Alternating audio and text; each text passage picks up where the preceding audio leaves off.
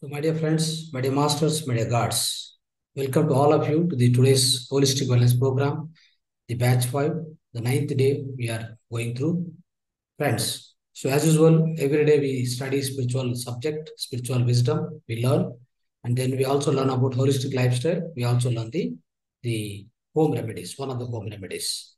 So this is on brief, the brief of subjects what we learn every day. Same, the timings are like we start at 9 o'clock, 9 to 9:30, our spiritual subject. From 9:30 to 10:30, we would like to spend in meditation, deep meditation. We have to go through. Then after that, so each 10 minutes, holistic lifestyle, 15 minutes, and the other 15 minutes for home remedies. So these are overall timings. So the same time, today's as part of the spiritual science or spiritual wisdom, we will try to learn about the six laws of spiritual science. The six laws in the spiritual science we learn. That means we learn the spiritual science through the six laws absolutely. We'll try to learn today. And after that, then we go for meditation. After coming back from the meditation, then we try to learn the part of holistic lifestyle. What is the method of drinking water? So are we drinking in a proper way? And which water you are drinking? What is the quality of water? And how to purify it? So a little bit more details about the drinking water to try to understand. So then finally, we try to understand today the part of the especially the home remedies, right? So we try to learn simple remedies in order to lose the weight. That means weight loss. For weight loss, what are the simple remedies which are available at home we can do? So this is overall the review of the subjects what we are going to cover today, my dear friends. Now, so the first subject for the first topic is our spiritual wisdom about the six laws of spiritual science, my dear friends. So let's understand this. See, today, so every day we are studying, exactly we are studying about spiritual science. Every day, day in, day, every day we are going through only the spiritual science. All we are learning is only spiritual science. There's no scope of any materialistic science which we are studying. So the spiritual science, in fact, spiritual science is a superior to all the sciences on the mother planet. So that means, so what are the spiritual science we are studying here? So this is superior to all other sciences. It is a source for all other sciences, I can say, my dear friends. So many of the scientists, they started discovering. So what science can do? What is the exact meaning of science, my dear friends? Understanding whatever it is there in the nature. Understanding which is already existing, just understanding that is called science. So that's how many of the physical scientists, so they've gone through so many experiments, so many things, so many inventions, everything happened. At the end, when the science stops, when the science stops at one point of time, so it within themselves, the science comes to end.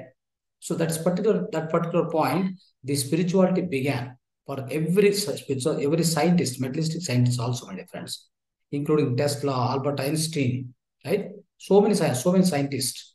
So they know very clearly. Even Albert Einstein is to carry our Bhagavad Gita in his library all the time. It will be there on his table all the time. So that is the faith on our Bhagavad Gita and ancient scriptures. Because in Bhagavad Gita, you can find all the materialistic science, whatever the inventions happened till today. Law of gravitation, like whatever Newton has found out, everything, all the things, the theory of relativity which Albert Einstein has found out, all these things, they have got the roots. They have got the roots and the clues from the Bhagavad Gita. Right? So in Bhagavad Gita, everything is there. Or Karma Siddhanta, for example. What is Karma Siddhanta says? The law of cause and effect. There's a cause, there is an effect. It means the Newton law goes in the similar manner. There's action, there's equal and opposite reaction. So this is Newton law. How come it is correlated with the Bhagavad Gita? Is very much there. We have invented this, the 10,000s, the thousands of years ago. But this new science experiment and the Newton's law of action reaction came in hundreds of years. It means we have a history. We have the history and the so-called the presidents is about thousands and thousands of years ago, maybe 10,000, 20,000 years. No, it's very old. Our Sanatana Dharma itself has provided everything to us. Only thing is we never research, but only thing, all the scriptures has been taken by the the Western countries. They started researching on all our scriptures. They found many things, my dear friends. So that's how many inventions also happened. We do not know exactly. The Tesla also believed there is energy very much existing everywhere. He believed that. Similarly, there are so many scientists like this. Albert Einstein, especially, right? So likewise, friends, Albert Einstein invented what is the equation? E equal to mc square, isn't it? Energy, mass, and the velocity of light. So what he tried to equate, what he tried to show to the entire world is whatever the energy, whatever the mass, both are actually in the different format, but both are one the same. So the same thing we have been telling through Bhagavad Gita. What we have been telling, there is a consciousness which comes into the physical form, that is solid form. Then when the solid disappears, it goes into the energy. What does it mean? The same equal to E equal to mc square. The Albert Einstein, whatever he says, the similar thing which is very much there in the our Bhagavad Gita from so many thousands of years. Lord Sri Krishna, right? So those days, the Veda Vyasa has written the Mahabharata. So from then onwards, we know very much. The consciousness exists. Either consciousness is there, then when it comes into the physical body, then it becomes a mind, right? So soul becomes a mind. When it comes to the physical body, it acts upon, the entire body will be so driving through the help of your soul. The soul is now in a limited format, which is called mind, in every physical body which is existing, right? So now when the physical body died, it means the energy, once the physical body disappeared, then what will happen? The energy, but of course, the energy is not died. Only the physical body, Pancha Bhautika Deha, it is died. Then the energy is, the consciousness is departed. That means consciousness still exists. So likewise, friends, either you can see the solid form or it exists in the form of energy or a consciousness. So this is directly related to the so-called E equal to mc square, which is invented, basically it is discovered by Albert Einstein. There is no difference, my dear friends. Likewise, so our Sanatana Dharma has got everything. Only thing is you need to give proper time to it. You need to give proper time to it and start learning about it. Start learning and then go depth into that. Then you will also be revealed many things. You also can invent. You can also become a great scientist. No doubt about it. But your research has to be started from scriptures, then enter into the modern science. That's always good. It gives a great foundation, my dear friends. So that's all, friends. So the especially spiritual science, what I try to say here is spiritual science is the mother of all other sciences. Never ever think that the sciences which you are seeing today, the growth what we have seen today, what is the growth we have seen? They invented the mobile, that computer technology, right? We are able to seamlessly working from anywhere to anywhere. All this is happening, right? So our transactions, our interactions, our communication, everything gone into the multi-fold speed of operations. All is good, but do you think that this is the ultimate? Actually not. We had a powerful technology than this. Do you know that? Do you want to know that? We had a powerful technology than all the technology what is developed now and what we are going through. Never ever think that this technology is so great and it has gone to the ultimate peak, the peak conditions. No way. Suppose if I remove this internet connection today, right now, if the internet connection is removed, all of it will be cut off from the connection. We have no means of communication at all. Even in any point of time, satellites, all these things, whatever satellites are operating, if any small issue comes and if they stop operating, then the entire world will go back to the centuries back, my dear friends. Try to understand what kind of dependency we have now. But only one thing. So that's what I try to say. The technology what we have today, never ever think that it is beyond the spiritual science or which is not even equal. It is very much lesser than the spiritual science. Why it's so? Spiritual science has given the great faculties to the human being itself. If you follow the spiritual science, if you practice the spiritual science, what is the advantage? The advantage is your own faculties you can put into the use at the maximum extent. All the faculties are there. Telepathy is there, teleportation is there, and astral travel is there, third eye power is there. What else you wanted? These powers are very much possessed by all our ancient gurus, masters, now also, earlier also, in the future also. So is the humanity is looking at that extent? Is the humanity is looking towards this development, towards the inner development? Never ever. All the humanity is focusing and exactly focusing on the pure materialistic things. They try to put their entire energy, time, everything they are putting onto the new inventions in the only material technology, in the technology where we all depend finally one day. So every day we depend on this technology only. Friends, see, it is very, very dangerous. Maybe it is very convenient now. The technology has grown very well, but it's also very dangerous. The reason is you have nothing of you. Everything you are depending on something else. But if you take the sages or gurus and ancient or Sanatan Dharma, you don't need to depend on any other person. You have nothing to do. There is no dependency at all on any other third person or a second person. You can depend on yourself completely. What you want, what exactly you want to see, whom to communicate, what kind of communication you want to send. Everything can do using your own extra sensory perception and your own human faculties, whatever the intuition, whatever the thought power, whatever the buddhi, intelligence, right? So with all these things, my dear friends, we had, especially our Sanatana Dharma itself, have got so many scientists. They are yogis, but they are also scientists in the sense they've also given a lot of things to this world, my dear friends. Right from mathematics, science, vastu, astrology, so many things have been invented by our own ancient gurus, not the modern scientists at all. The modern scientists, they started going through the materialistic science deeper and deeper, and then now at this point of time, friends, so we can't say the materialistic science is it in the maximum development or the highly developed. So no way we can say that. You say development, so that the technology is increasing, but we are made of more of dependency on the current day technology. That's not good at any point of time for a human being. Human being has to grow from inside, not from outside. Whatever you grow from outside, it can give you a convenience to live in the physical life. It can give some kind of a convenience, easy way of traveling. You see now the car has come, the motor vehicles, everything. What it has made us to travel from one place to other place in an easier way.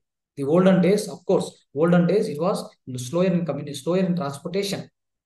So all that was for the extra, for the outside convenience, it's all there. But what is happening to your inner? What exactly you're trying for your inner side? For your inner growth, are you doing anything? So when you grow within inside, then only that particular growth, that particular development will be eternal.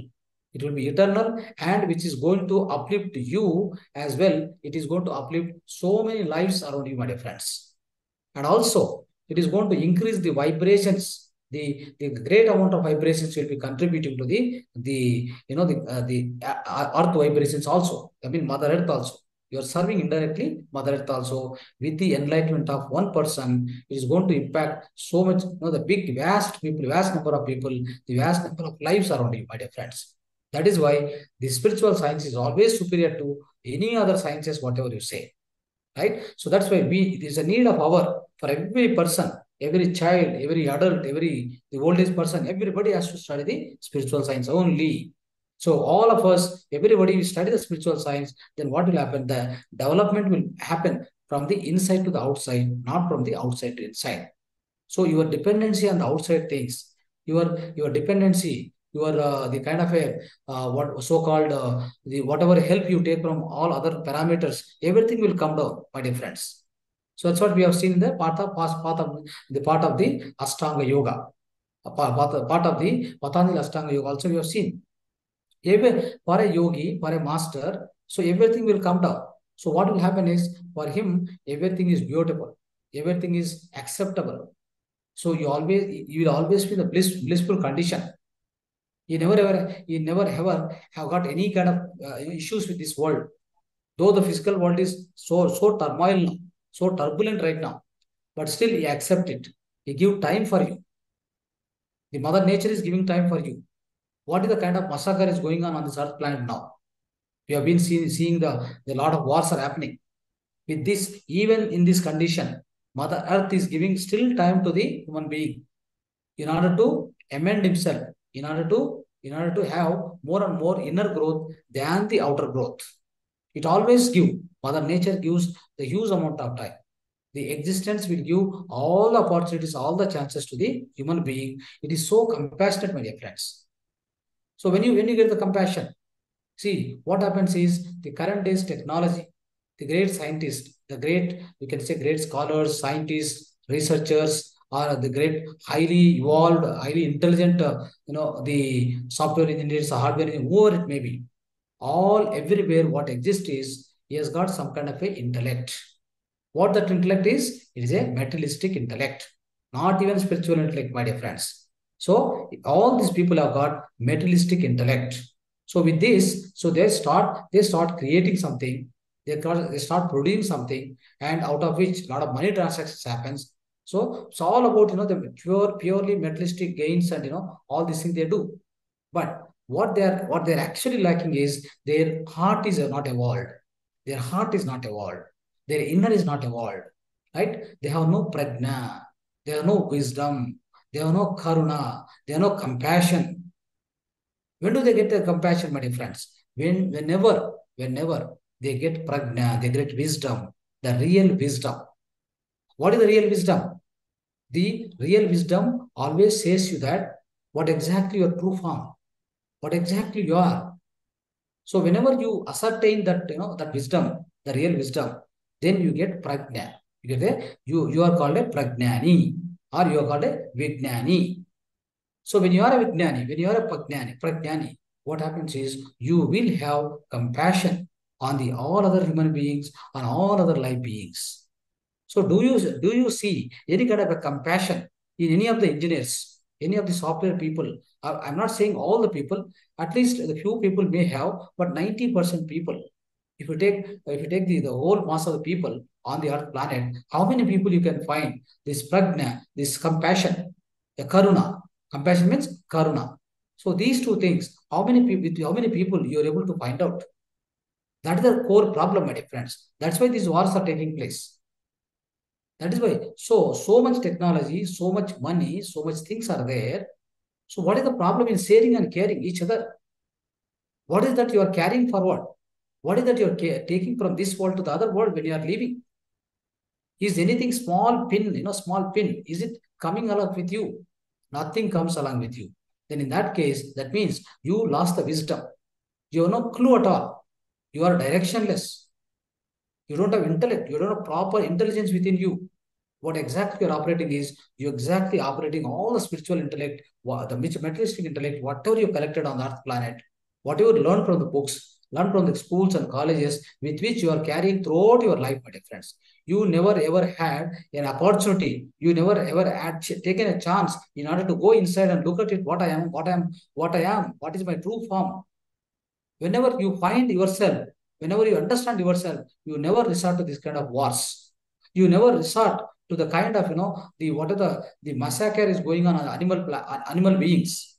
Whatever the violence is going on the animal beings, friends. So many people. So you can say, yeah, you are a CEO company. You go and eat the non-vegetarian food.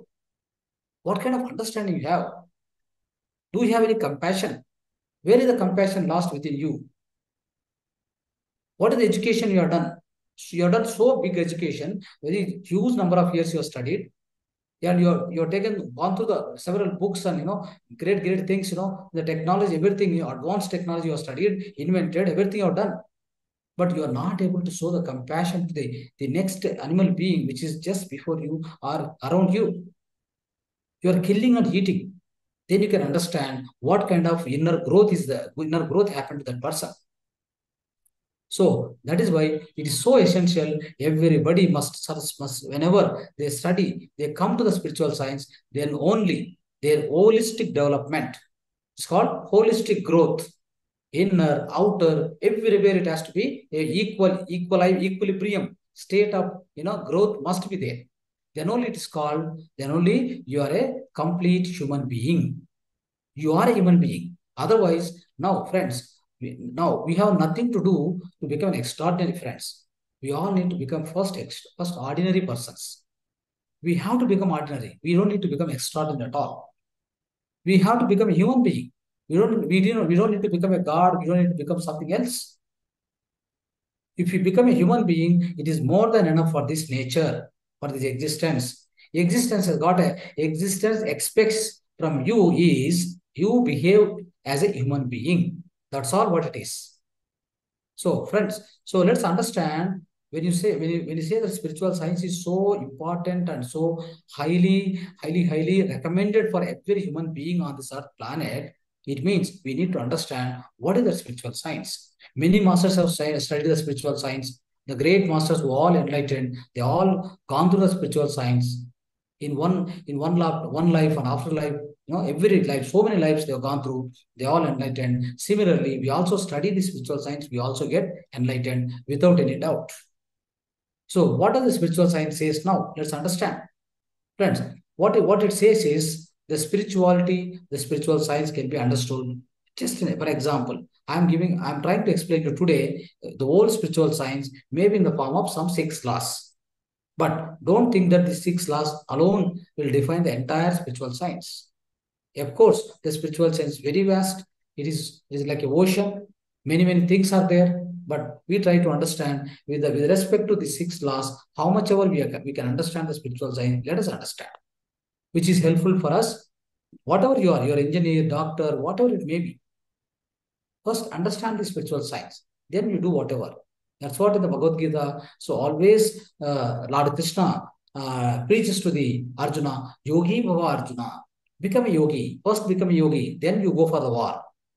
Then you go and look after your family. Then you go and interact with other people. First become a yogi. That means first do the meditation. First understand the spiritual science. First understand what exactly your real form. What exactly you are. Who am I? So these things first you must understand, my dear friends. Then after, whatever you do, yoga karmashu kaushalyam. Yoga karmashu kaushalyam. That means what happened? Any karma you do, with the yoga, that means with meditation, proper meditation you are doing. So with that you are doing any karma, that becomes a kaushalyam. Kaushalyam means what? Excellence. So the excellence will be created in any work only through your meditation, regular meditation, along with your physical work or mental work, whatever the work you do. You always attach this meditation with it. Then the work becomes excellent.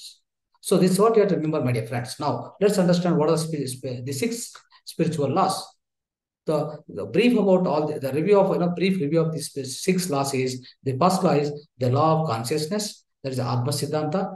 Then comes to the law of reincarnation, that is a Punarjanma Siddhanta. Then it comes to the law of karma, which is the Karma Siddhanta. Then comes to the law of constant progression, that's called Purogamana Siddhanta. Then comes to law of rapid progression, it's called Yoga Siddhanta. Then finally it comes to the law of infinity, it's called Aneka Siddhanta. These are the 6 spiritual laws, my dear friends. Now, if you try to understand, so each one law, briefly we try to understand, otherwise it goes for hours together. So friends, so the first law says the law of consciousness, that is Atma Siddhanta.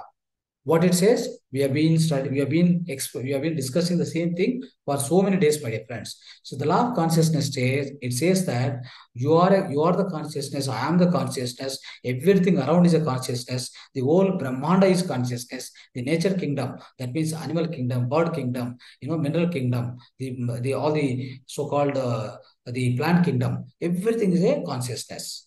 We are also consciousness. As we discussed already, there's a Purusha and Prakriti. Prakriti is nature kingdom, Purusha is the human kingdom. So every one of us, everything is as is condition. We are all the human, we are all the supreme consciousness, we are the soul consciousness, my dear friends.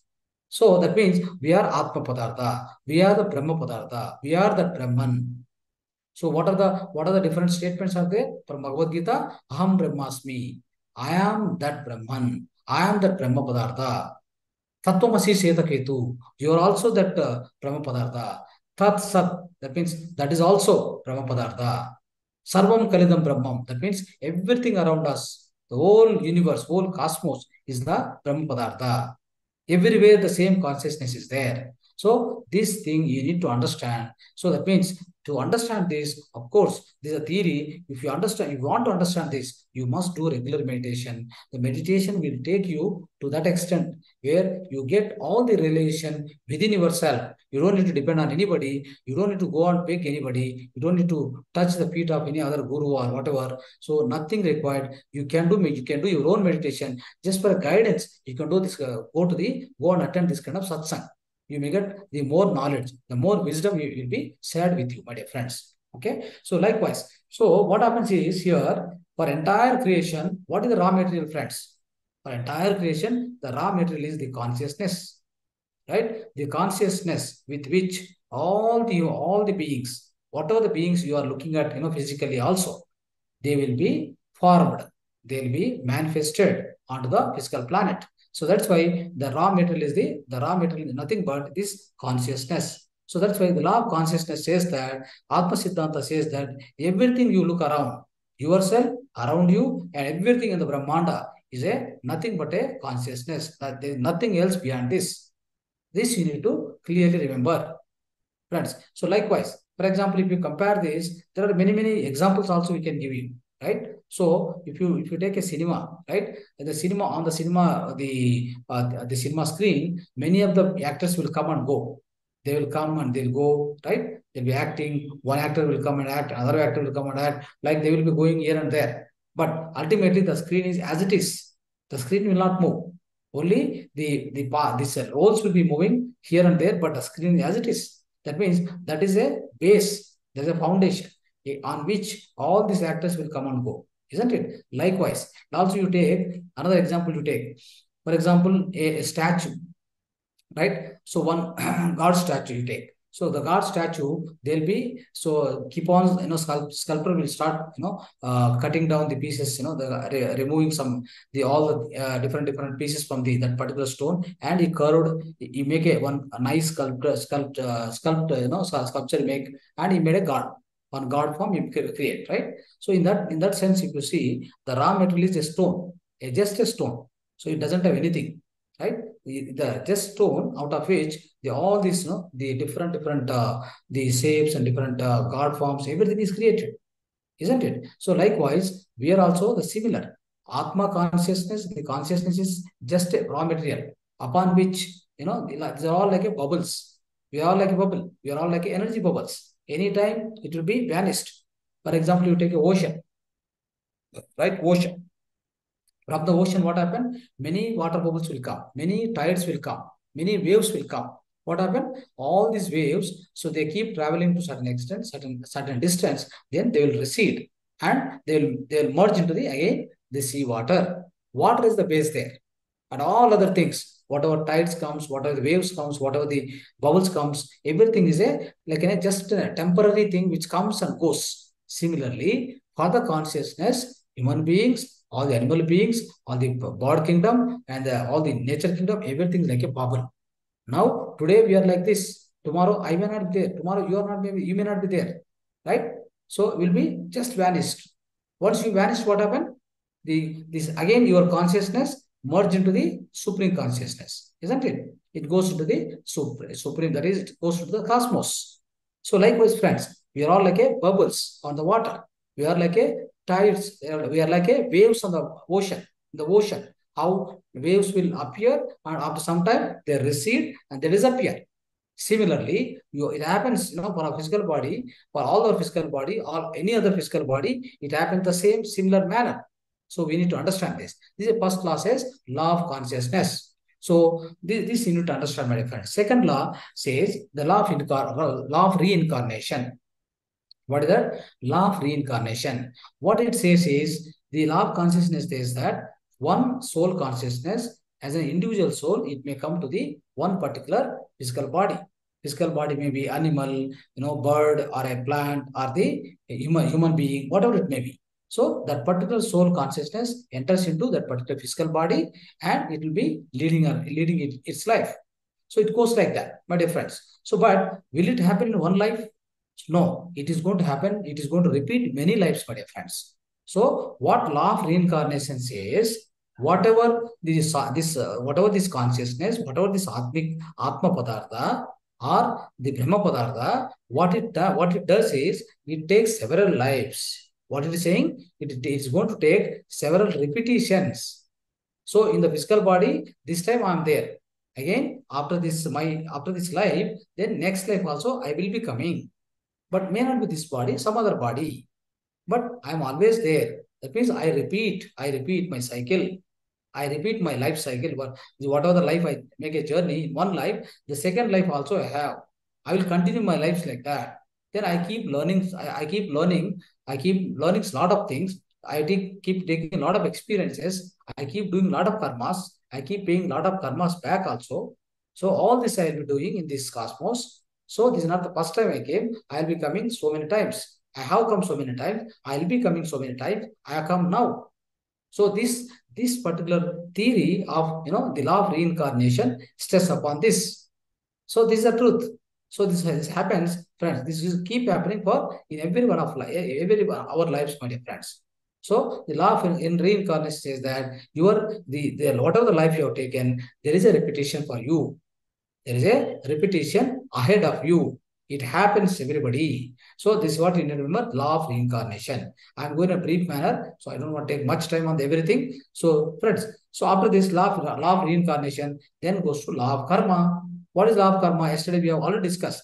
What happened? Every life, whenever you take a life, you're taken a first life as infant baby, infant soul, then goes to the baby soul, then it goes to the child soul or young soul, isn't it? So like infant soul, child soul, or baby soul, or young soul. Yeah, all these three soul stages which you have discussed so far, what happens? Every time, whenever you take a birth, in a one life, you do lot of karmas. What law of karma says, what karma siddhanta says, you will be doing many karmas. Whenever you do karma, there is a result of it. So that's what Karma Siddhanta says. The law of karma says, the Karma Siddhanta says, whatever you do the work, there is a result for it. The law of cause and effect. It means you put some cause right now, then there is an effect of that particular cause. Maybe this life, maybe after 10 lives, maybe after 100 lives. But there is going to be a result. There is going to be the effect. So this, once you understand, what will happen is you will be able to lead your life properly. Without law of karma, my dear friends, without the law of karma is given to the humanity can never grow in his life. What will happen? Because we are clueless. We keep doing some karmas. If there is no punishment, if there is no paying back, what will happen? Everybody will go in a wrong direction and they never come back. They'll be keep doing all the wrong activities. That is why the nature existence have created certain laws. So those laws nobody can exceed. Everybody is under the purview of those laws. They are called natural laws. They are the laws of universe, my dear friends. They are the universal laws. So with which what happened? We are all the coming under the boundary of law of karma. So whatever you do the good deed, you get a good result. You do the bad deed, you get the bad result, isn't it? So what will happen? So in one life I do good karma, or otherwise a bad karma I do. Then I suffer in the next life, isn't it? When I suffer, of course, when I suffer because of so and so karma I've done in the previous life, I will not be knowing. Again, that's a funny game. You know, there's a game. It's a kind of a game for us actually. Our life itself has become a one type of a it's a blind game kind of thing, my dear friends. So why it is so? Because we don't know. We have done some karma in the past life. Now we are suffering today, and out of no reason. I used to talk many people. I used to understand that. The reason being, so they never estimate that they never think that this kind of issue comes to them in their life. Maybe relationship issue, maybe financial issue, maybe health issue, maybe some other job issue, something. Their children issues, something and all comes and out of blue moon it comes and attack them. It will come and sit in their lap. Friends, this is all because you are your own past karmas. Okay. but we are clueless. We are no aware of it. We have no awareness at all. So what will happen? So to get the awareness, you have to start from the, so now you understood that you are a Atma Padartha, you understood that you have to come many times. And now the third law says, third law of karma says, whenever you come every time, whenever you come in each and every life, every time you come to the Earth planet or any other planet in the universe, there is something called law of karma. Whatever the karma you do here, you pick up some negative or positive results out of this karma. You need to experience the next life. Be careful. What it says, be careful. So, friends, what will happen? Many of the souls up until the infant soul, baby soul, young soul, they won't understand all these things at all. They can't understand all this law of karma. You say law of consciousness and the law of reincarnation. They can't understand. Who will understand? That's what we are going to now. That's what we are going to now learn very shortly. So who will be able to understand these laws? See, all the normal souls, like baby soul or young souls, all these things, they'll be doing their all the karmas they'll be keep doing, they'll be keep suffering. Then that will continue for so many lives. After so many lives, slowly, what happened? They start learning and they start getting realization that this is not the thing, this is not the thing what I'm supposed to do. I am supposed to do something else. Then slowly what happened in them? So the kind of self-realization or the inner journey or the inner experiences or the inner wisdom, they start exploring in their own life. So that's how everybody starts going towards the soul consciousness or the so-called the realization. Everything will start, my dear friends. Now, after the law of karma, right? So now we are going to learn about the law of constant progression. Friends, so one thing very clearly you need to understand. In our lives, maybe we are in the baby soul or young soul or the so-called infant soul. We do so many karmas. We get lot of repercussions. We have a lot of bad consequences, good consequences. Even in all those soul stages, some people will do good karmas also. Then they experience the same out of the next life. In the next life, they all experience a good life, happy life.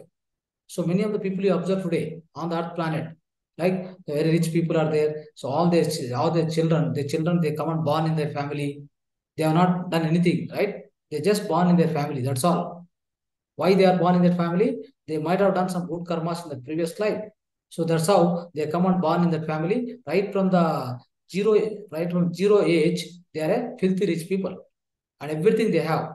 But of course, so they have to go in a proper track so that along with the richness, along with the outer richness, they also can get the inner richness. So that happens only when they are very much aware of their own journey of life, my dear friends. So now, what I would like to say is, whatever the soul stage, whatever the lives that we are now leading on the Earth planet or any other planet, right?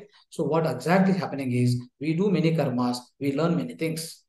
From every karma, we do something, we learn something.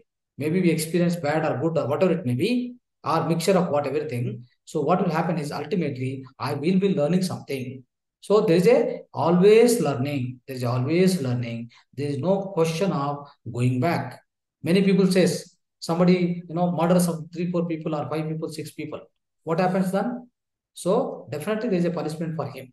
Next life, right? Definitely next life the soul will get lot of punishment. So the punishment when you suffer, when you go through, what will happen is so slowly you start getting a realization, right? In the same life also.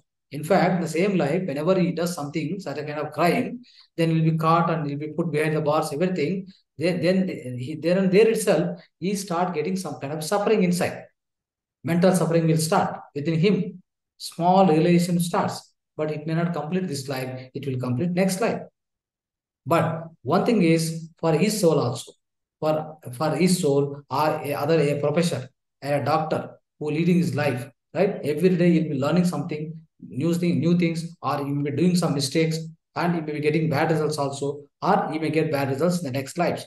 But everything, whatever, though it's a failure. For example, a student written the examination, he got failed. But how many marks he got? Out of 100, he got 25. Instead of 35, you got 25 or you got 10 marks. How does it matter? Maybe he got failed. But do you think that is a waste of effort? No way. See, when he scored about 10 marks, it means 10 marks of knowledge he has got it. So it means from his life, in his life, from 0, he came to 10. Isn't it? So if somebody got 25, it means from 0, he came to 25. Is it not good? It's a good thing in his life. In the same time, it is called progress in his life. It's called the evolution. The evolution is started. Evolution is going on in his life. There's no way, there's no mistake done. Similarly, in everybody's life, my dear friends, in everybody's life, whenever we are leading on this earth planet, our own life, we may do a lot of karmas, negative karmas, positive karmas, so many, like all the disastrous things we do. Whatever you do, there is always a learning for your soul. Maybe with your mind and body, you will suffer, right? You will suffer, and you think that why did you do, or why did I do like this? I could have not done this. I've done a mistake. You maybe slowly realization will start within you, maybe with your mind and body. But for soul, what happened? It is everything in experience. Through your mind, it takes an experience. It actually it counts as an experience. Soul will never count it as. It will never count it as a failure. That's why we say all the failures are stepping stones for the success. Why do we use that word? All the failures are stepping stones for the success. It means a failure happen, so one other failure happen, another failure happen. From every failure, you learn little. When you add up all these things, summation of all the failures, it becomes a success on one day or other day. Similarly, for example, Abraham Lincoln, he tried 21 times. 21 times he tried, though he's a son of the cobbler, isn't it? He tried 21 times to become president of America. He became a president of America 22nd time. How does it happen, my dear friends? It's all perseverance, persistence, the continuous effort, the continuous planning, hard work, and having great sankalpa shakti, the power of intention, power of thought power. All this with all these things, everybody can do some or other progress in their life. There is no question of regression.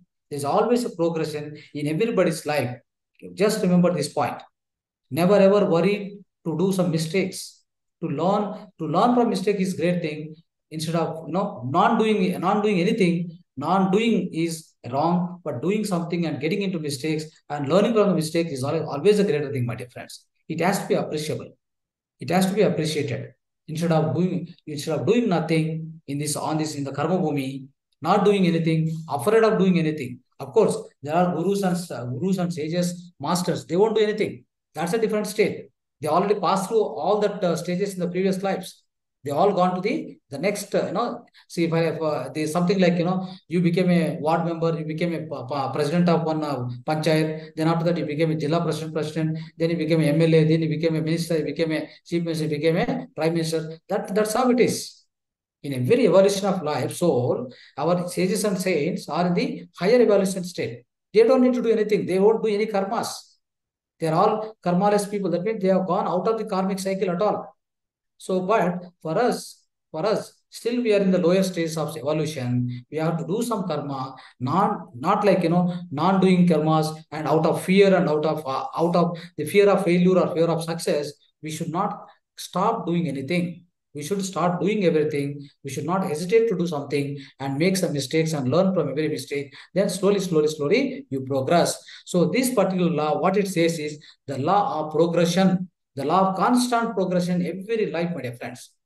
That means whatever the number of times you come to Earth planet, in every life, there is always a law of progression. That is, constant progression is there. There is no question of regression.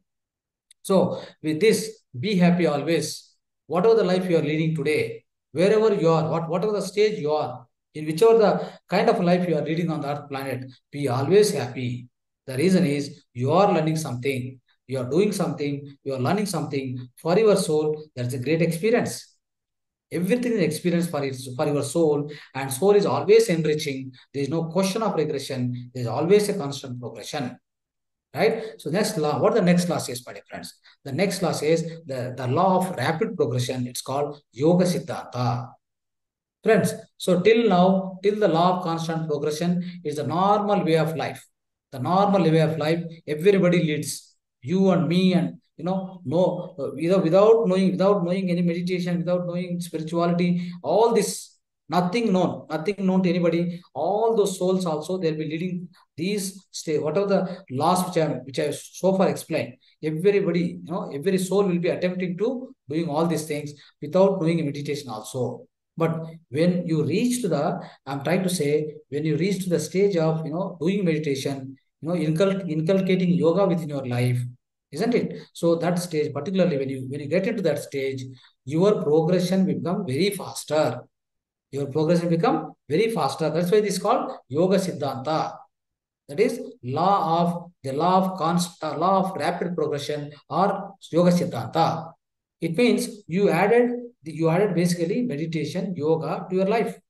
What it does, it gives you the exact truth. It try to explain the exact truth. It make you to realize the truth. When you realize the truth, what happened? You stop doing the negative karmas basically. And then when you stop negative karmas, what happened? Your karma balance will keep coming down.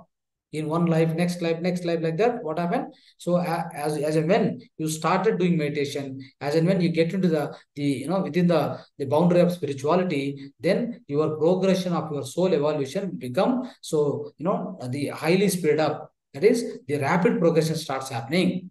Until then, it is slower. The reason is you are doing always negative karmas. You are always suffering in the negative karmas. You are in the chakra. You are in the chakra cycle. So one karma you do negative karma, then further another negative karma you do. Like that, you are stuck in that wheel. You are stuck in the wheel and you are just rotating, my friends. Just to come out of that chakra, just to come out of that cycle, that particular wheel, what you are supposed to do is you just add meditation or the yoga or the what I was so called yoga you need to add to your life. When you add this yoga flavor or the meditation or the spiritual wisdom, when you attach to your, when you attach to your life, what will happen is the great miraculous, amazing results will start happening, my friends. The whole perspective of your life and everybody or everything around you, it will completely 360 degrees shift will happen, my friends. So that's how what happened. From then, once you start doing meditation, start doing the learning of spiritual wisdom, and what will happen? Your way you look at the life, everything will be so different, and then your progression of your life will be so faster. That means your progression of your soul evolution will be so fast. That's called the rapid progression starts happening. So this is what you need to understand, my dear friends. It means with knowing spiritual wisdom, you are not going to attempt any new negative karmas. No negative karmas will be attempted by you. And in fact, you will be trying to pay back all the karmas, your own old karmas you want to pay back. You will be paying back. With what are the ways? Like doing meditation, serving other people, serving the needy people, teaching other people meditation, isn't it? So likewise, you're receiving cosmic energy, so many things you do. Out of that, all the negative karmas you will be wiping out. You'll be coming out of all those negative karmas slowly in one life or 10 lives, whatever it may be. As long as you continue this meditation practice in this life or next life and so many other lives, if you continue like this, then what will happen? Slowly, you come out of all the karmic, that cycle of death and birth will come out, and then you go to the next level. Now, so friends, what happened now? You see, so now the rapid progression happening. Your soul is evolving. Your soul evolved to the so-called mature soul, old soul. Then it became a transcendental soul, right? So when it becomes a transcendental soul, what will happen? You will be always teaching other people. You'll be serving spiritual service. You are giving, rendering selfless spiritual service to all the humanity on the earth planet. So you do this kind of the welfare for the welfare of the humanity. You born. At the welfare of the humanity, you took the birth here. So that's how it happens, my dear friends, for the transcendental souls. Transcendental souls are meant for that. So out of us here who are all attended this session, many of the souls will be like old souls, and transcendental souls also will be there. Some or other way, they'll be teaching other people, and without expecting any fruits, they'll be teaching other people. So that's how they are a transcendental souls, my dear friends. They want to transcend, they want to do the transcendence of one other's life into the greater lives. So that's called transcendental souls, Vimukhatma. Friends, so with this, what I would like to try to tell you is, so you became transcendental soul, then you also become an infinite soul. What will happen when you become infinite soul after the transcendental soul? When you become infinite soul, you understand that there are the possibilities, like you have a possibilities, something like infinite possibilities are there. Infinite galaxies, infinite star system, infinite planet system, infinite possibilities, infinite number of births. Birth may not be on this earth planet, birth may be in other different planets, but birth may be in the next different locus, what not, so many, multiple, so multiple, the many folds of the greatest creations are there. So many possibilities, infinite possibilities are there, that you will understand only when you become an infinite soul. Friends, one time what happened is, so one, I mean, one of the spiritual story, one time in the lower lokas, like in the astral loka, right? In the astral loka, there are a lot of masters. So we're all there, and they all wanted to meet, Lord Parmeshwara in the Satya Loka. They all went there. They all went there to meet him. So he was in the deep meditation, and then after waiting for some time, so they also thought why he's doing meditation. Why not? Why he has to do meditation at this stage? It means he already evolved and he's a creator, he's a Brahman, and he is in the Satyaloka. So why he has to do continuous meditation again? They got it out. And anyway, they want to ask, for some other thing they want to clarify, they went there. For some other issues or whatever it may be in the other loka. So they went there. So now after he woke up from the meditation, he asked one question: why all you came here? So all of a sudden, look, so many, all of you, all the masters who come here. So what is that so reason? What is that particular reason? They asked Swamiji, so you are a Lord Parmeshwara and you are so the creator of this universe itself. Still you are doing meditation. What for? Why it is required for you? Then he said, see, on above me, there are many masters. Above me, there are so many creations are there. Right? So in order to understand that, I am doing this meditation. He says like that. You understand now? Where is the limitation? That means it is infinite, my dear friends. You can't judge anything. Just you need to understand it's infinite. That's all, one word. Okay. So that's how you need to understand. The law of infinity always says that there is a infinite possibilities in this universe, in this cosmos, in this Brahmanda. That means you can do anything. For example, I want to help you. I can do infinite help to you. Who will stop me? I want to harm you. I can do infinite harm to you. But I will be catch code. My law of karma will not leave me. It will punish me in the next life or this life. Right? Like that, friends. There are many possibilities which all will be understood by yogi, by a great enlightened soul. Isn't it? So, like by infinite soul, we'll understand everything, my dear friends. This is called Aneka Siddhanta. So, with this, my dear friends, so that's how we understood the total journey from the law of so-called law of consciousness. We understood up to law of infinity, with which the overall spiritual science, which like we try to understand in a brief manner, covering all these aspects, my dear friends. So let's go to the meditation now. So let's start the meditation. So after the spiritual wisdom, we will start the meditation. Friends, who all know the meditation, all the masters who already know the meditation, go into the meditation state. All the newcomers, just follow me. Initial guidelines, whatever I tell you. So you have to cross the fingers into fingers, and you can sit on the chair. You can sit on the and on the floor with a mat or whatever. You can sit on the bed also. However, you have to sit straight, always the back erected as much as possible. Once you go into the meditation, the total posture may change on its own. That doesn't matter. But in the beginning, you have to sit straight. Okay, your back straight, and then what happens? Now you cross the fingers, cross the legs, isn't it? Now sit straight and have one glass of water. So try to drink before starting meditation. Always try to drink one glass of water if possible. So more of the one bottle of water keep outside you.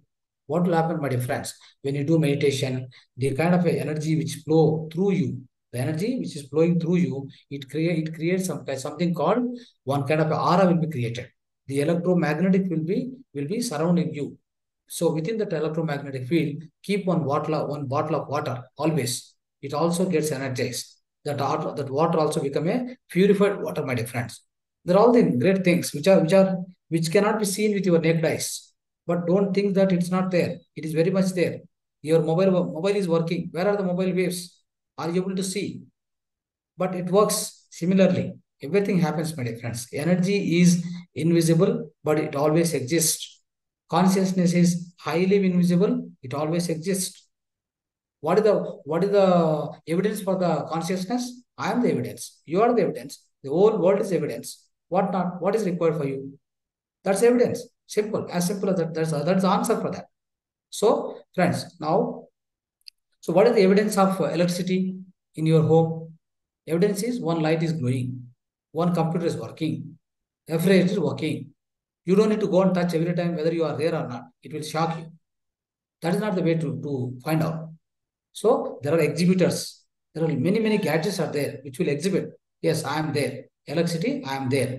So for me, whether I am alive or not, I mean, whether I have a prana shakti, whether I have a prana in me, whether I have a jiva or a consciousness within me or not, how do I know? I am alive. I am speaking to you. I am doing all the things. It means that my consciousness is very much alive in me. That's why I'm able to speak, eat, listen, and drink.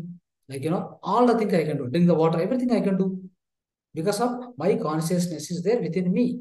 It is alive, it's operating, it's working, friends. So let's go to the meditation. Start meditation. So now, after clasping fingers, crossing legs, just close your eyes. Very gently close your eyes. Gently close the eyes. Sit straight, cross the fingers, cross the legs. Gently close the eyes. Take away your spectacles. Make your surroundings darker, as much as pitch darker.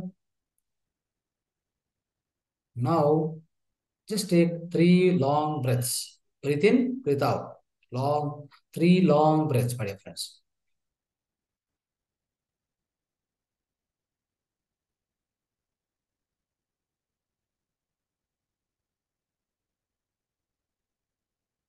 When you are taking long breaths, there should not be any thoughts.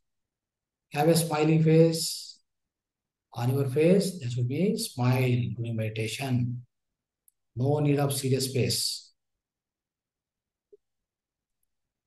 Now, 3 breaths are completed. Long 3 breaths you have taken, you have left it. You have taken inside and you have left it. Now, after this, just put your observation. Go back to observation of your natural breath, my dear friends. Whatever the breath is going in, whatever the breath is coming out from the nose tip, on your nose tip, just to keep observation.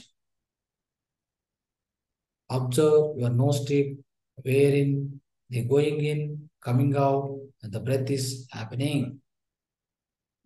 That is called Anapanasati meditation. Ana means in breath, apana means out breath, sati means be with them. This is a very simplest meditation form. The breath meditation is also called breath meditation. Please be with your breath, my dear friends. Keep observing your breath. Be with your own breath. No need to alter the breath. No kumbhaka, no rochaka. Nothing required. Sit silently. బాయిలోని మౌన మనసులోని శూన్య అద్వేసరే ధ్యాన. That is called meditation. 0 words in the mouth, zero thoughts in the mind is called meditation. 0 words in the mouth is also called mauna.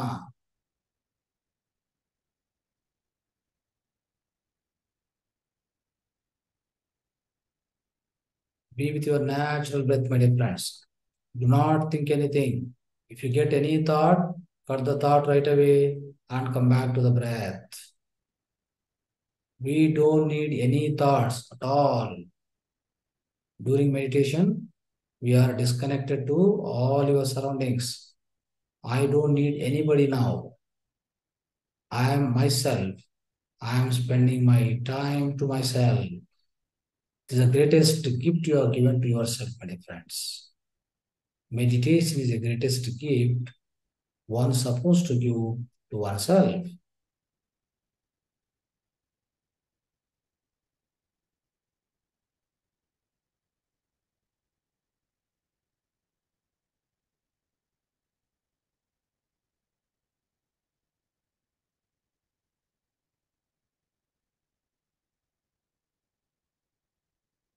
You're just observing the breath.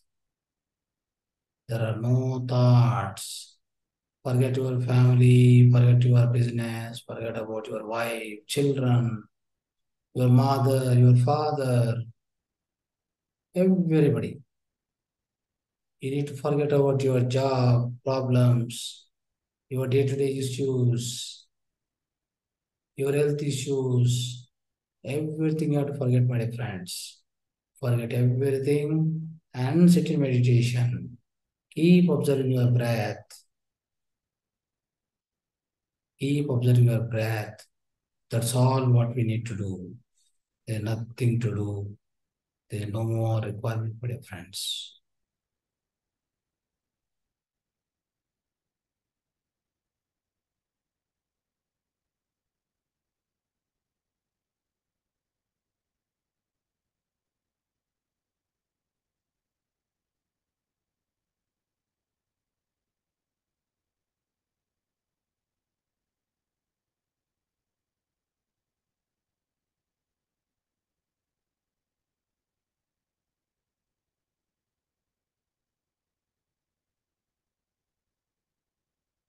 If you get any thoughts, cut the thoughts right away and come back to the breath again.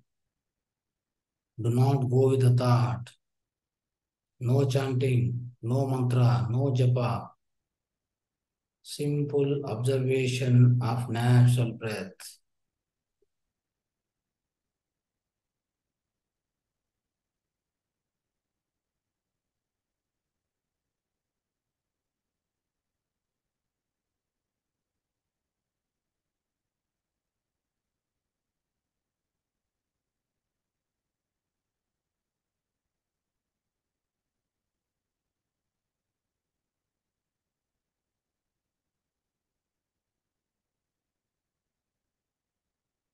Simple observation of breath, my dear friends. Be with your natural breath. If you get any thoughts, don't go with the thoughts. If you get too many thoughts, just observe the natural music. A mild music will be going on behind you. Just observe. Then you'll again come back automatically.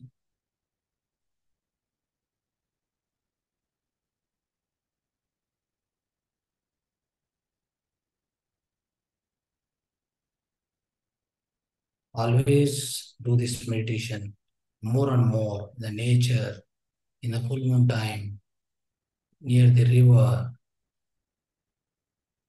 that's going to give you huge amount of wisdom, huge amount of energy every time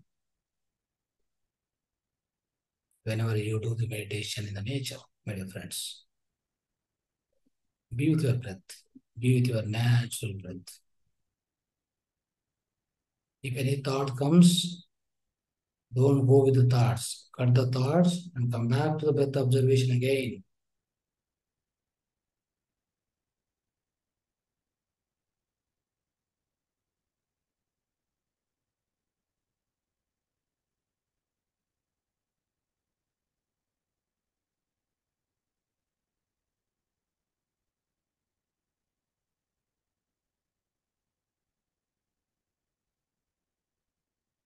Be with your breath. Don't open eyes.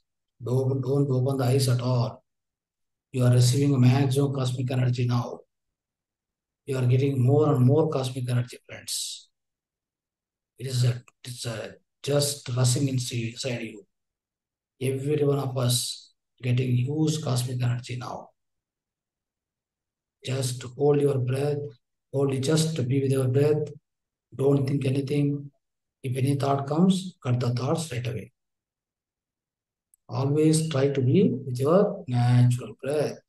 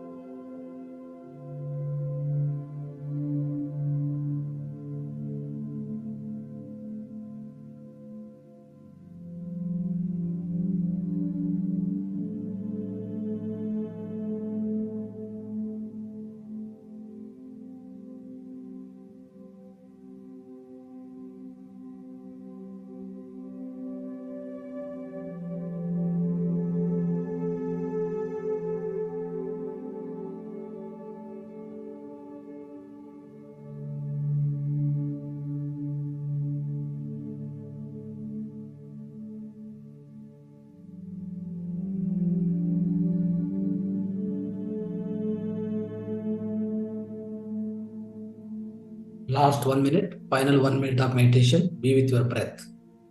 Be with your natural breath, my dear friends. Do not open the eyes. Just be with your breath. Natural, simple breath.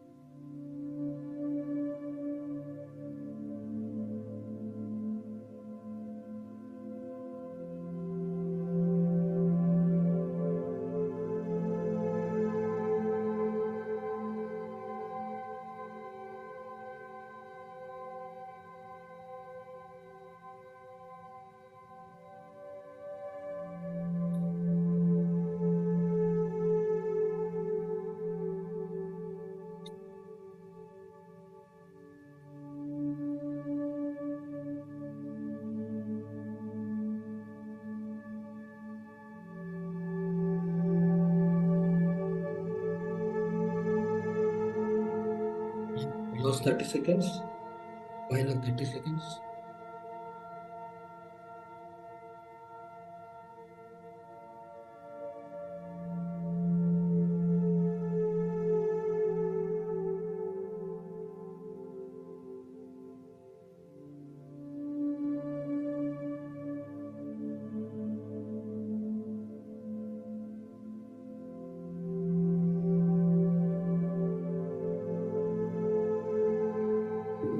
Last 10 seconds. Final 10 seconds. Be with your breath. Be with your natural breath. Last 10 seconds.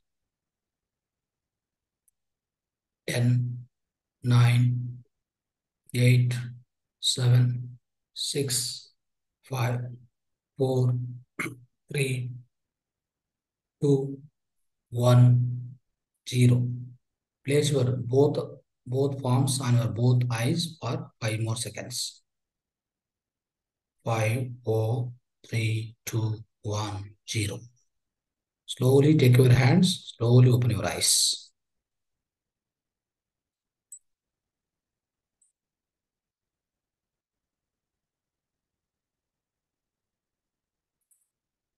So become aware of your body, become aware of your surroundings, come back to normal.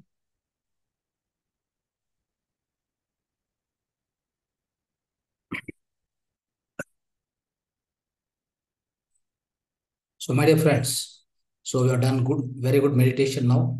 The deep meditation we have done. After the spiritual wisdom, we have done wonderful meditation. So now we'll be learning about the holistic lifestyle, the part of holistic lifestyle today.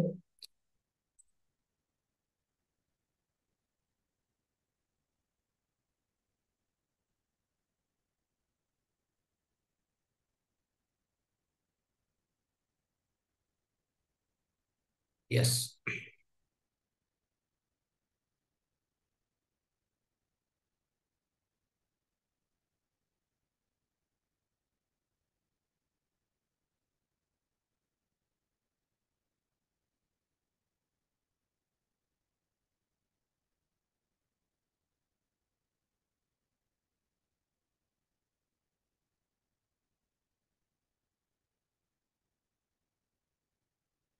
Right. So, friends, the simple remedies, like, let's learn about the weight loss, especially the. So, all of you, once again, we welcome all of you to the learning of home remedies. The part of home remedies we try to learn today about weight loss. So, why the weight will be gained and how do we lose the weight? So, if you understand the natural way of losing the weight is more important and more useful for everybody, my dear friends. So nowadays, what happened? So in order to lose the weight, many people are suffering from especially the weight gain. That is called obesity. Obesity has become a common problem nowadays, and maybe many people are suffering. So let's understand very scientifically what are the natural ways so that we can lose the weight, in a proper way and a faster way also. So not doing exercise daily, not drinking too much water, eating fried food, maida, dalda, and bread, and sleeping more time in the daytime, right? Not eating healthy food on time.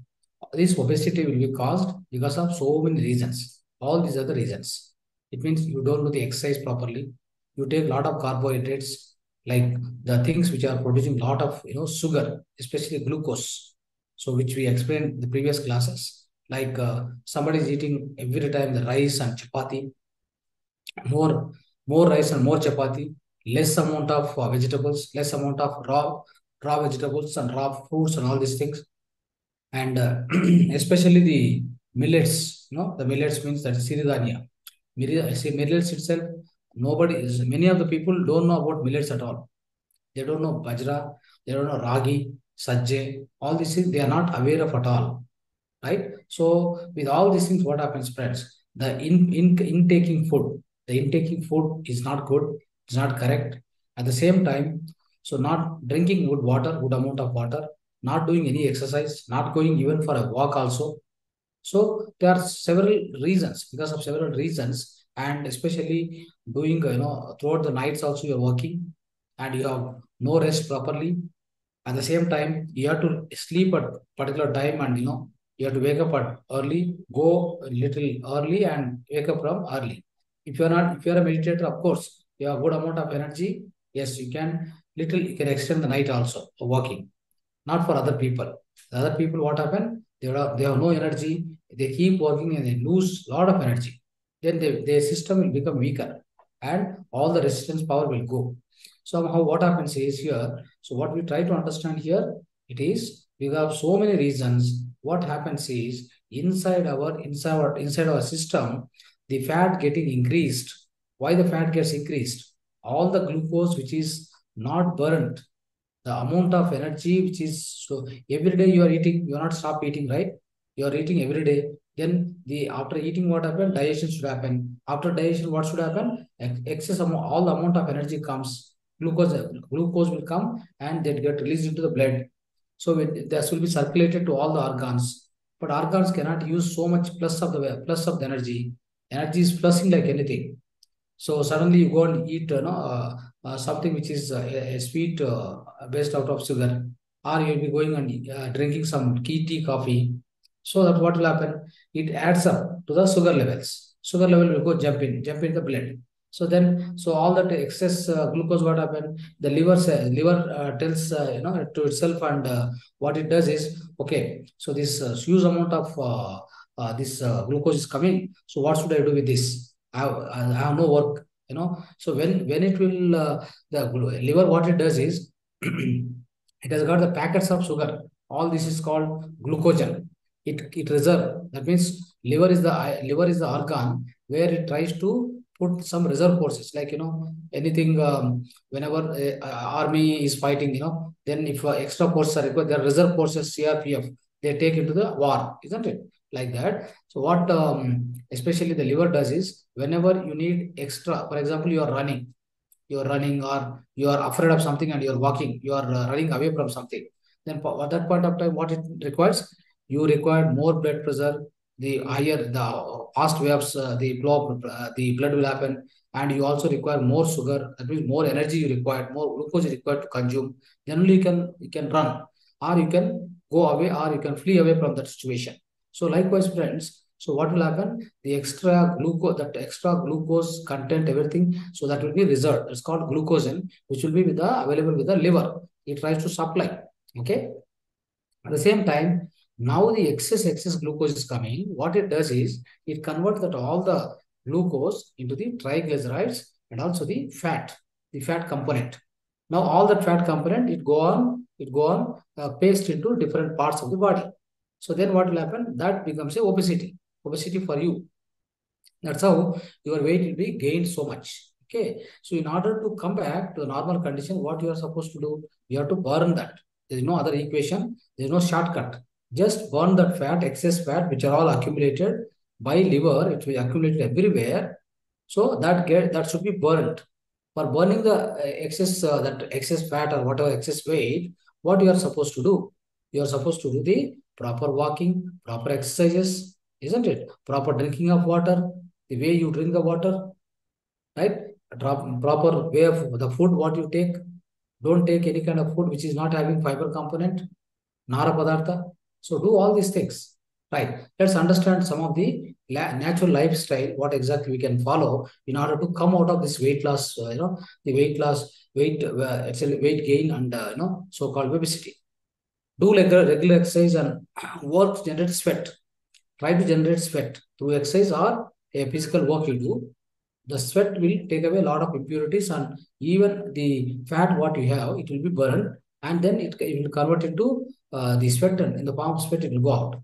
Okay. And now do not sleep on the mattress. Do not sleep during the day on the mattress. That means the bed what we use nowadays. So it's not conducive. It's not good for the people who are suffering with the weight gain. Okay. And also do not sleep in the daytime. Don't have dinner. Only take raw vegetables and sprouts, so which are good for dinner. Sprouts, anyway, sprouts is only weekly once. That's okay, not more than that. But vegetables, raw vegetables, of course you can take raw salad, all these things during the night time. If you take that, your obesity, let me tell you, but you have to finish by 7 o'clock. Okay, 7 or 8 o'clock, you have to finish the raw vegetables you take. Aram say you can that will be digested. Then go for the sleep by 10 or whatever. But next day up to 8 o'clock, at least 12 hours, 14 hours, in fact 16 hours. So during the entire this 16 hours from now 7 o'clock, next day morning 7 o'clock or 10 o'clock, if you are not eating anything, you're not eating at all anything, maybe you are drinking water something, little 1 or 2 glass water is okay, but that's also not required. It's called air fasting. This is called intermittent fasting. Friends, let me tell you, let me confirm you once again, the intermittent fasting is going to do wonders on your physical body. Anybody is suffering from this particularly so-called the obesity, you need to immediately need to turn towards the so-called this intermittent fasting. Intermittent fasting, what happened? The intermittent fasting starts at 7 o'clock, 8 o'clock, ends by next day, 10 o'clock. So during the entire this period, you are not eating anything at all. Not even 1 gram of, 1 gram of calorie is not coming into your physical body. You must maintain that. Then what will happen? Your physical body, what it does is, when you're not feeding anything so long number of hours, what will happen is it tries to take that, the same fat, it start eating. That means it start melting down, so it converts into that get converted to the glucose again back, and then the body will reuse. Okay, so this is a great phenomenon in the physical body, my dear friends. If you don't feed anything, it start using its all, the inside forces, the inside sources. It doesn't depend on you. It doesn't depend on the external food. When you're not feeding it, it goes for internal utilization. So let's do this. So the intermittent fasting is so powerful, my dear friends. Now, so many people have observed, have noticed, and I heard from them. They have lost about maybe 6 months, 8 months. They have lost about 60 kgs also. You don't believe it. Okay. Anyhow, so too hot water is not good for bathing. Drink 2 glasses of hot water in the morning and before going to bed at night, especially obesity people. So 2 glasses of hot water in the morning, and before going to bed also, you must drink this 2 glasses of water. That's much helpful for you, my dear friends. Now, so treating everyone equally. Do not sleep more than 8 hours.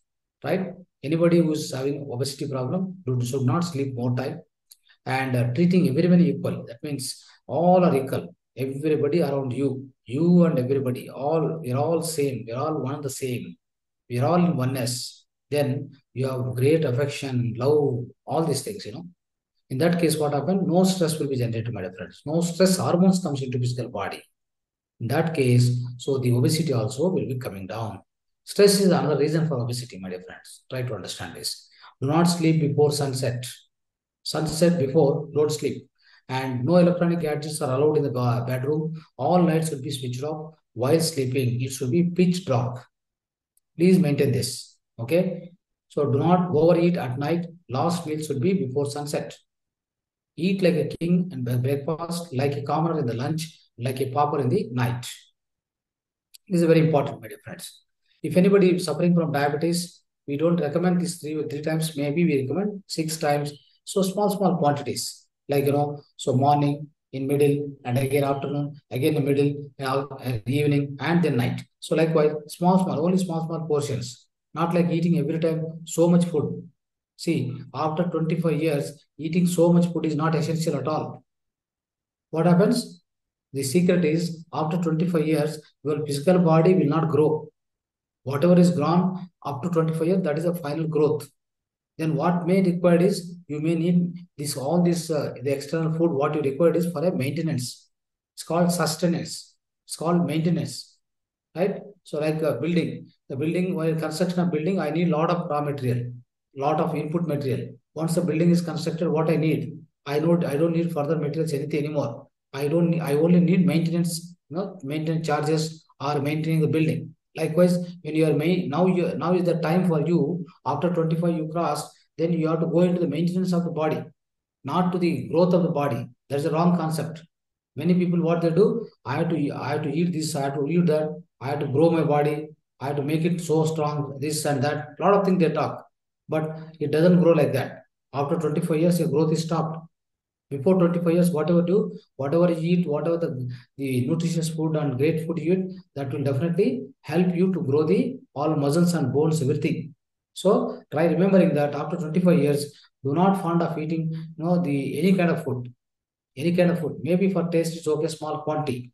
But eating huge quantity, if it is very tasty and you're going to eat huge amount of food, that's going to spoil you. That's going to give a lot of other diseases, my friends. Now, so other thing is small meals with that's what for BP and the diabetic patients. Be vegetarian. There are 600 articles. They say that cooked meat causes cancer. Don't make your stomach a burial ground, a graveyard for the animals. Don't do that. Okay, be very careful, my friends. So work very hard. Do what you love. Whatever you love, do very hard work, right? So that stress doesn't accumulate and that turns into fat in the body, friends. So this is also important point. So what you love, do that work. What you don't love, don't do that. Whatever the work you love, if you do that, then it will be much more fruitful and you'll be joyful always, my friends. Whichever the work you don't like, you keep doing, you keep attempting that work, and then in the throughout the life you'll be suffering, my dear friends. Now, so other thing is walking is good for health. You can live longer. Sitting will make you gain the weight, my dear friends. Sedentary life. All of us, most of the people, they go through sedentary life. That means you are keep gaining the weight. The reason, so that's why what you need to do, you must be always walking. Then you can live longer. You'll be burning all the fat, whatever is there in the physical body. You'll be burning a lot. So only thing is you must have consistent practice of walking, right, friends? Now, God always forgives, and man always gets, and forgets. This is one equation. It means what we do, what God does is always He forgive you. For you also, for everybody also. But what is the man attitude? The man attitude is he always gets and forgets. He takes and he forget you. That's all the attitude of the human being, my dear friends. Okay? Love everyone around you. You will last longer. Love everyone around you. Every human being, every animal being, every being around you. Love everyone. Love thyself. Love the neighbor. Love thyself. Love the neighbor as per Jesus Christ. So friends, if you do this, you can last longer till the last breath. You'll be very, very happy. Friends, one thing you need to remember. So your medicine may expand your life. Medicine may keep your life longer, but it cannot keep your life happier. The reason being, medicine may extend your life some more years, but it is painful experience. Same time, if you do meditation, your life will be longer as well as happier and joyful, my friends. Okay? So it's all about simple remedies for weight loss. Some more remedies we do. That means in house, what are the remedies we can do for losing the weight? Day by day, we can practice this. One thing I told you, intermittent fasting is must, my dear friends. If you want to lose the weight faster, intermittent fasting is must. Maybe you practice intermittent fasting until your weight comes down. After weight comes down, go to the normal routine. Not a problem. At least some 40 days you should try. Your weight will definitely come down, my dear friend. Significantly it will come down. Anyway, so now the other remedies we see. So take in order to reduce the weight. Okay, these are the remedies you must follow. One or other or all the things in different times you can follow. See, take 1 cup of Shunti Kashaya in the morning after taking a bath. After taking the bath, especially, you take this Shunti Kashaya. This will be much helpful. And then drink 1 glass of water. 1 glass of water mixed with the 2 spoons of honey, 1/4 spoon of pepper powder, and 1/2 of lemon juice. This all this will be mixed, and then you drink. Then what will happen? No diabetes will come to you, and no other problems will come to you. No weight loss will happen. All the weight loss will slowly lose out. But only thing is, any diabetes patients, they must not add this honey into that. Okay, that you remember. Okay, now eat at least 10 curry leaves per day every morning. Continuously 3 months you do. Okay, this is going to melt your fat. Okay, try to understand this, friends. Other thing is take one spoon of triphala with honey, warm water on empty stomach or between the meals for a better absorption. Right. What he says is, so you have to take one glass of warm water, mix this triphala 1 spoon, right, and add the honey also. Jin tuppe, then you drink. That kashaya will be very good. This can be this can be consumed on empty stomach or in between the meals, in between the lunch and dinner, in between the breakfast and lunch, you can have it. Right. Now, take the last method, the other method you can use. Any of the method, friends. Here, whatever you saw, need not that every method you have to use. Whichever the method is convenient to you, whichever is easy for you, convenient for you, please go for that. Okay. Now you see the fifth one. Take 2 spoons of Brahmi churna with a glass of water once a day before food, especially, or take half spoon of Brahmi churna with the spoon of honey. Then you can just eat it directly. So that way, twice a day you do it, friends. Twice a day you have to do it. So that means Brahmi churna. So one spoon, 2 spoons you take, add into the water, add into the maybe lukewarm water, then drink that kashaya before the food. After the food or any time, the other times what you can do, take 1/2 spoon of the Brahmi churna, mix with the honey nicely, then eat directly. So these are some of the methods through which you can you can lose the weight, my friends. Right? Now, friends, today we are trying to understand the drinking water, method of drinking, quality of water. All this is in a very big chapter. It's actually a very big chapter. So I covered most about like 3 to 4 videos are made in the last session, the batch 4 session. Okay. So anybody is interested in more details, definitely English videos are there about 3 to 4 only on the memory of water and nature of water, the drinking method and purification method, so on. Many things we have discussed. Okay. Maybe I'll post some of the videos into this in our group. Then you please go through. But still, I will try to give you some kind of idea about what kind of water must drink and which way you have to drink, which way to purify. So let me give some ideas, my dear friends. Now, so what is the purpose of drinking water? 3 things. 3 are the main reasons for the purpose of water drinking. What are those 3? First, number 1.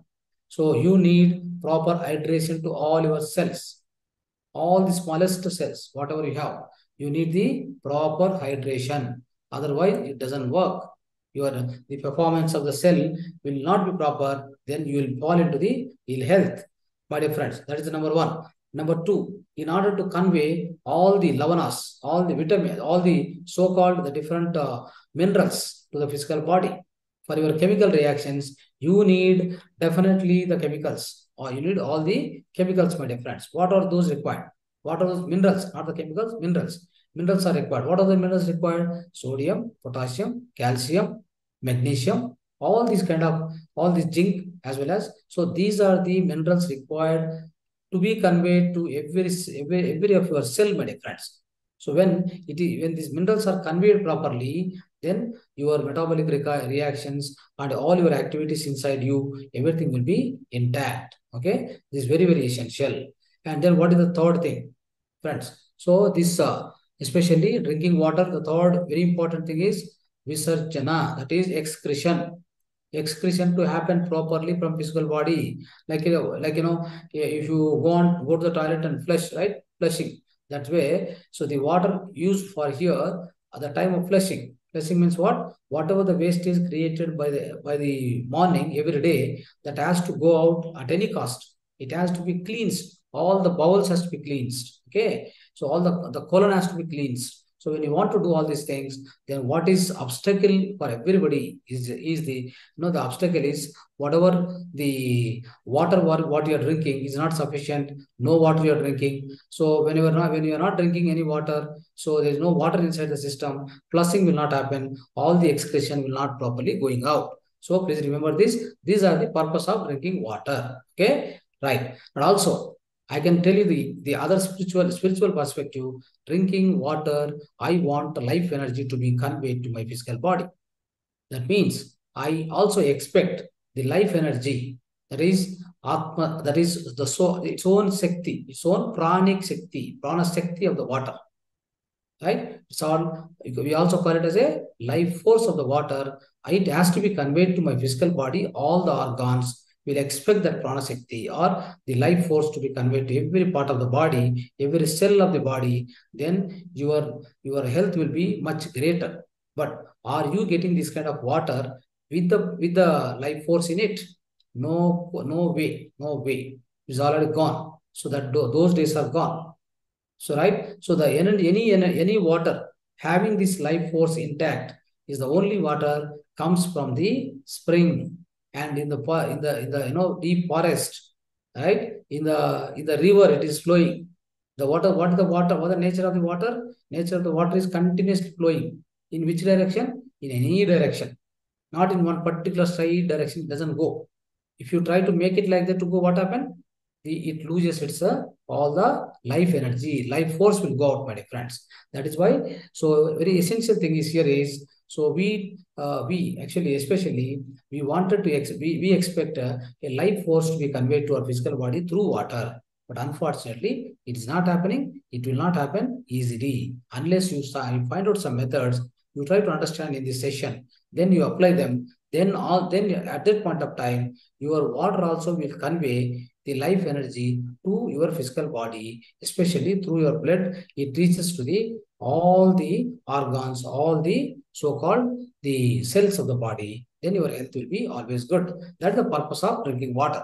So what is the quality of water in the society right now, friends? Now the water comes from the river, reservoir, then come through straight pipe. It comes to your house through what's called tap. And once you rotate the tap, you get the water. All these water is having chlorine mixed. They use chlorine, lot of chlorine for the treatment of the water. That's very bad. So same water, what you do, you can't drink it. If you continuously drink, you will get into the ill health. So then what you will do? You will go and get the one UV filter and insert it.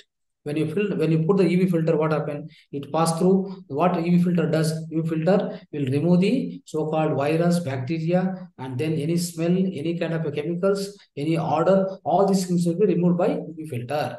Then the outcome of the UV filter but of course the UV filter must be given the tap water alone, the Kaveri water in Bangalore or in other places different water.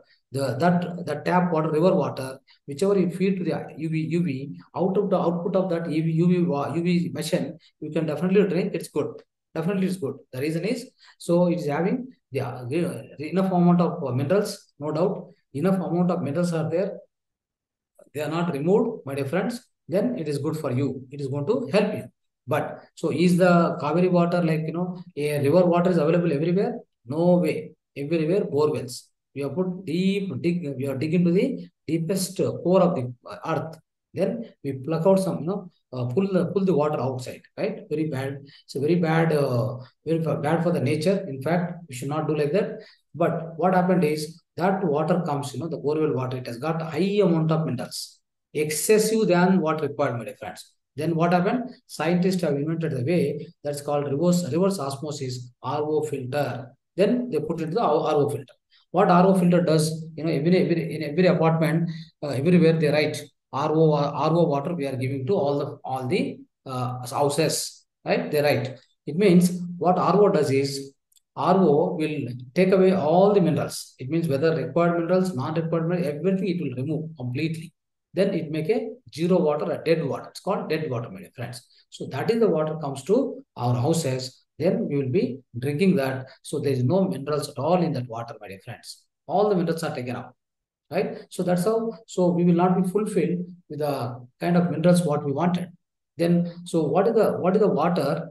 How do you make that water to get more minerals? That means you have to convert the same water. See, all the bottled water, can water you get, all the water you buy, a water bottle you buy outside, all these are actually not the alkaline water, they are the acidic water. You go and measure the pH value. You go and measure the TDS of that water, right? You get every day one can to your house, right? Because you are not having tap water, you depend on the can water. So just because you want to be safe and secure, isn't it? So that can water has got TDS about 30 to 40 or 50, but it's required about 150 to 200, it must be there. That you have to ensure. For that, what happens, friends? There are some alkaline filters, right? So which have come.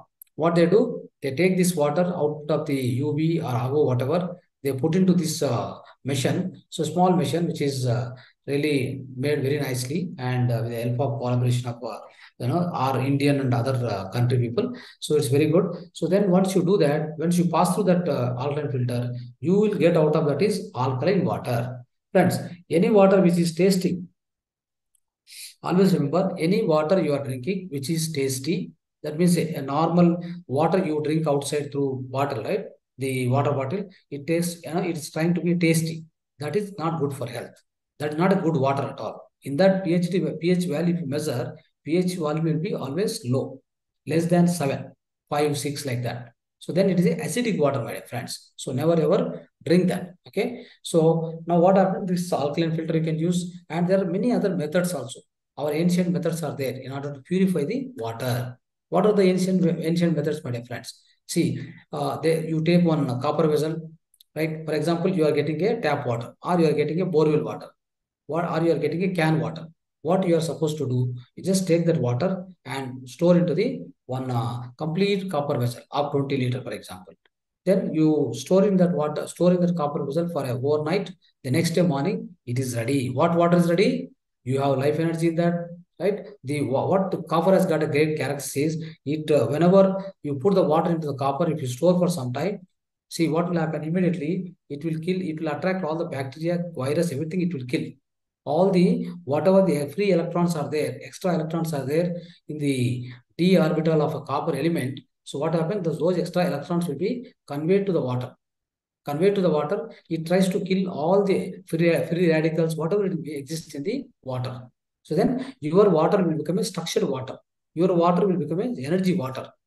Understood? So the minerals also it will provide. So to the extent copper will help to provide some minerals to the water also.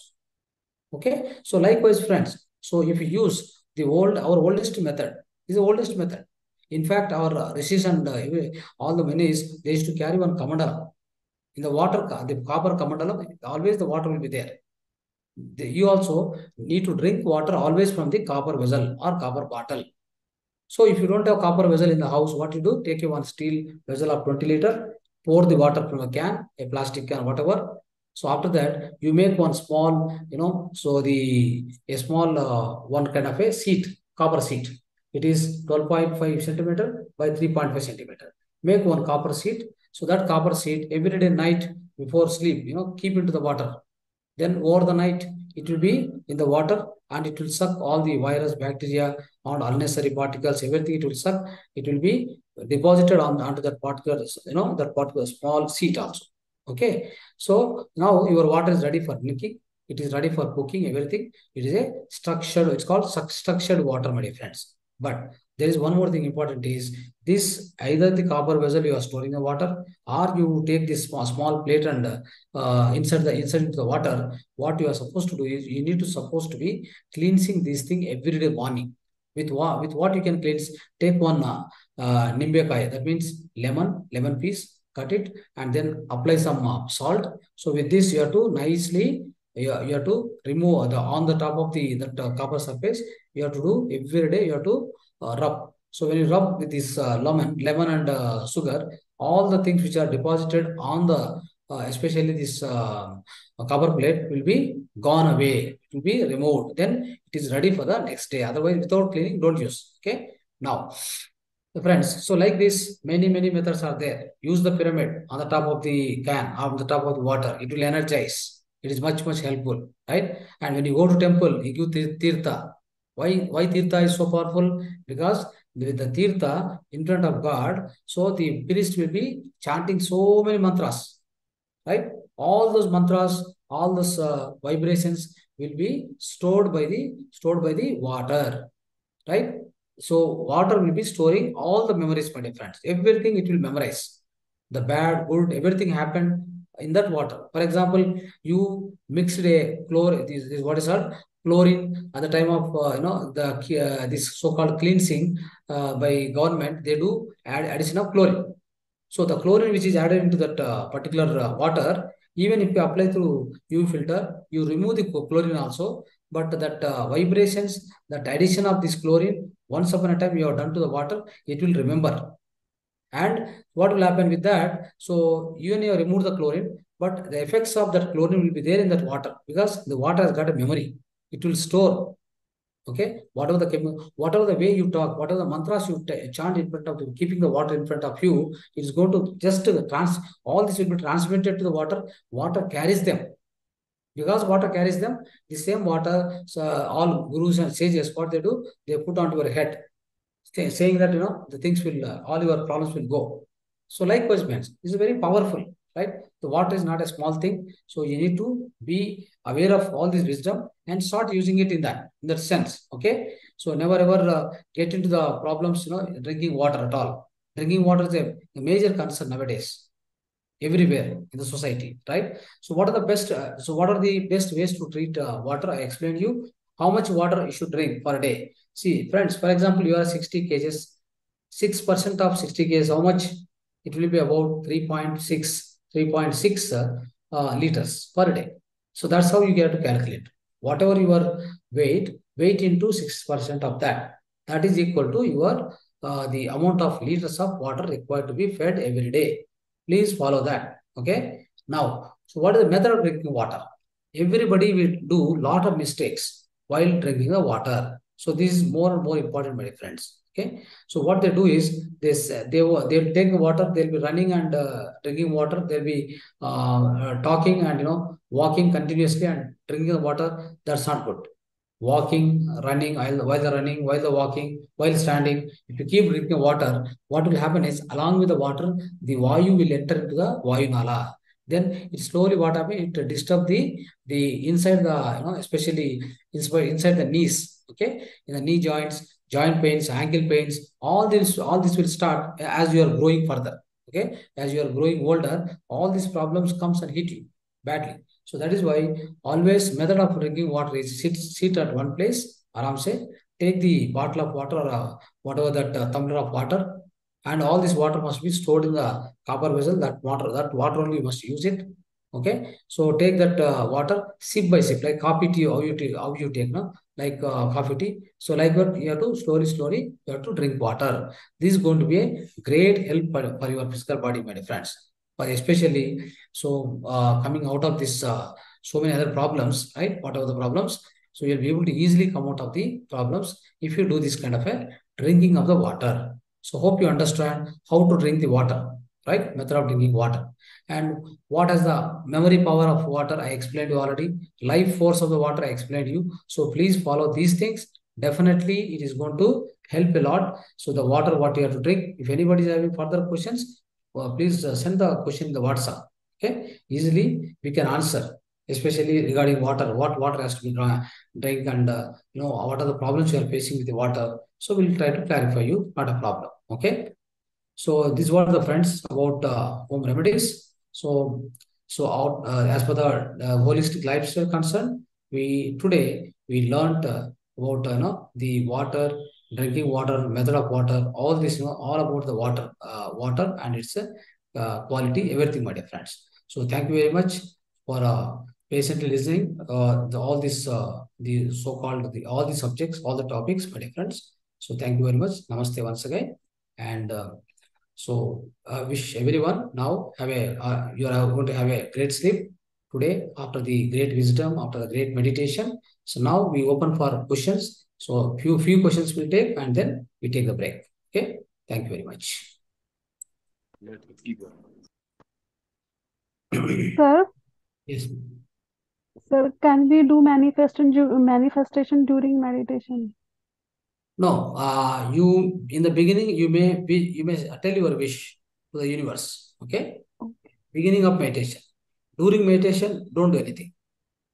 Okay. Just be quiet.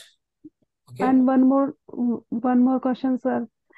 We take spiritual wisdom and doing meditation in this life, and how we aware in next life, so we can do this kind of things. Okay. So it's very good question. So everyone will get this question, in his life. Definitely, you must get the question, this kind of question. If you are a spiritual scientist or if you are a spiritual seeker, you must get this question. Definitely, you got a right question. Let me answer. See, yesterday you came to the class, Mm. okay, and you might have done some meditation also during today, daytime or whatever.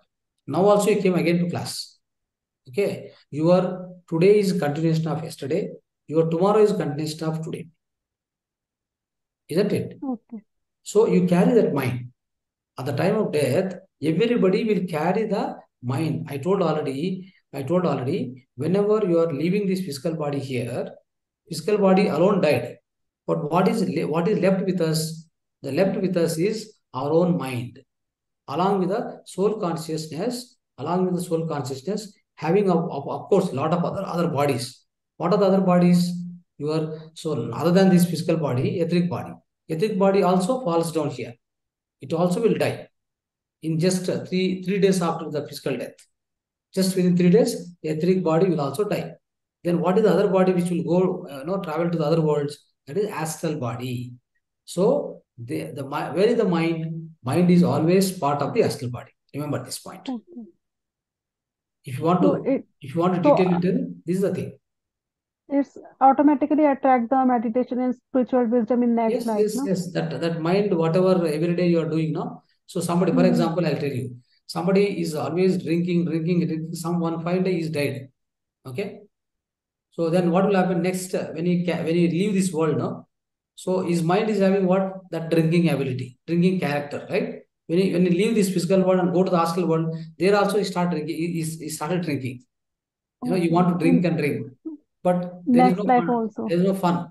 There is no fun. Nothing. Nobody is there to nobody is there to suffer. Nobody is there to enjoy your drinking. You alone have to drink. You alone have Correct. to feel that I have drink. I have drink. There's nothing actually. After some time, he is frustrated.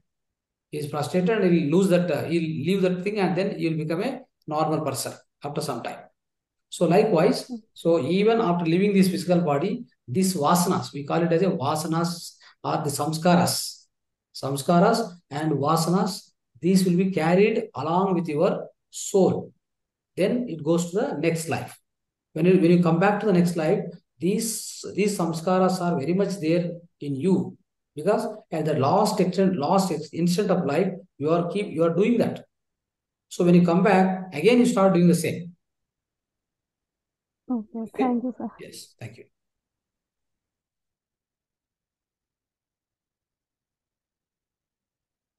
Yes, friends. Any questions? Please ask.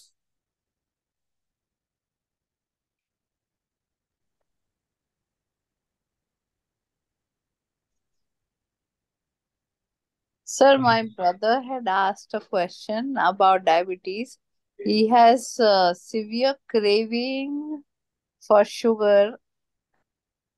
Mhm. So, is No, there? you have to follow certain things. Like one is food style. Second thing is some home remedies you have to follow. Okay, home remedies and especially the food style. Food style must be followed properly. Like whatever we have been teaching in the classes, you must follow. And Uh-huh. there are some mudras. Mudra is apana mudra. Follow the apana mudra. Aparna Mudra. Apana Okay. mudra. Apana mudra followed by prana mudra. Apana mudra for 15 minutes, followed by Pranamudra for 15 minutes every day. Every day means how many times? 3 times. Every time how much?